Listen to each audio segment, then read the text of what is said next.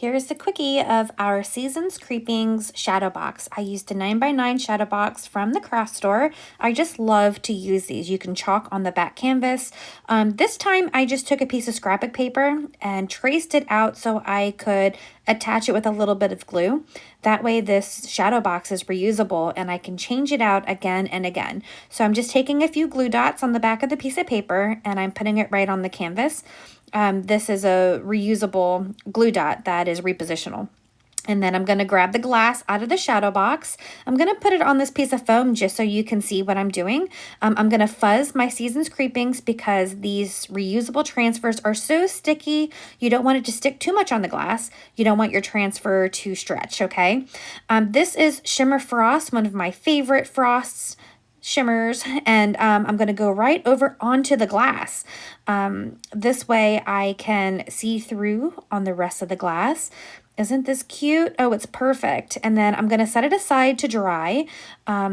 And this is also washable, so I can always spray this with water and redo a whole nother box. Now I'm taking a piece of craft foam and I'm gonna chalk directly on the foam with the little bats that came with the transfer. I'm gonna do 2 in Shimmer Olive and 2 in purple. Now you have to be careful not to bend them too much. This is kind of a thicker foam. The thinner foam is easier to cut out with little items like this that have a lot of detail. But I'm just going to cut right around it. And this way it gives me a nice 3D effect. So it can really put some dimension to your project. I'm going to place the glass back in my shadow box and then attach the back. Isn't that adorable? I love this on top of that paper. And then I'm going to go ahead and do some embellishments. I'm going to take a ribbon and wrap it around the frame. And then I'm going to do a little fussy bow. I'm going to layer a bunch of different matching colors on top and then tie a bow.